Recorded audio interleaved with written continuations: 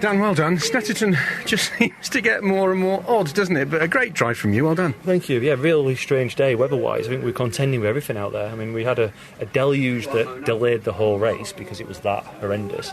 By the time we started the race, turn one's dry, so just weird sort of, weird weather. But a few people died for slicks on the in-lap, and I was, my heart was in my mouth because I thought, here we go, another choice to make that I don't want to. I just want to race on what I've got.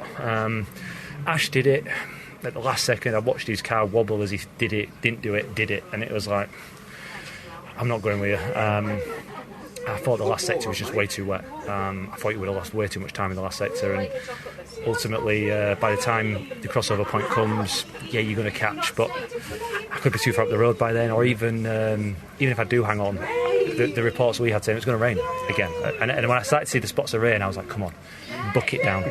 And to be fair, it did rain quite heavy at one point, and my car actually, we struggled a lot in the damp, say, drying conditions, but actually in the full wet, we came alive a little bit. So I actually needed more rain, just from a setup point of view. So something to look at there, depending on where we are for the next one. Obviously, the tyre, I don't know if it's going to be dry, wet, in between, snow. I mean, it all could happen yet.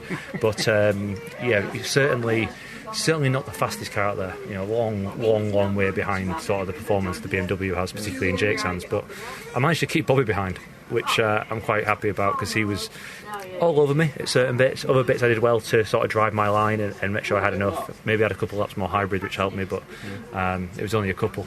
So I'm quite happy about that. But yeah, their performance this weekend looks just next level, really. Was there a point where part of the circuit was drying out and then there were wet patches, and you were having to use the wet patches to cool the tyres? Yeah, for sure. Turn one, lap one, it's a dry line through that. So, and then all the way down to 2 is dry, and then you come across these really big rivers.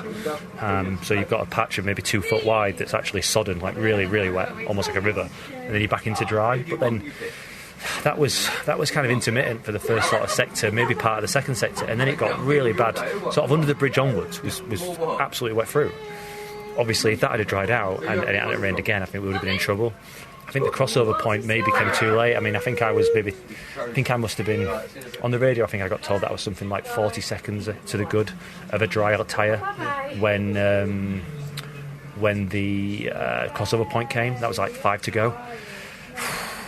They got to catch 10 seconds a lap, and then it rained, so they didn't. So it would have, maybe it would have been close. Ultimately, it could have been 50-50. I don't think they'd have got to Jake. Have you ever had that in your pit-to-car radio before? You've got 40 seconds to the car behind you. No, not really. I was trying to think when that might have been. It's a bit of a strange one. There were obviously guys on wets behind, much closer, but in terms of like the threat that might be coming from a dry tyre, you're a long way ahead. So it was a strange one, really. But I'm just glad that for once, I could have wobbled and come in the pit lane behind Ash, and I would have kicked myself over and over again for it.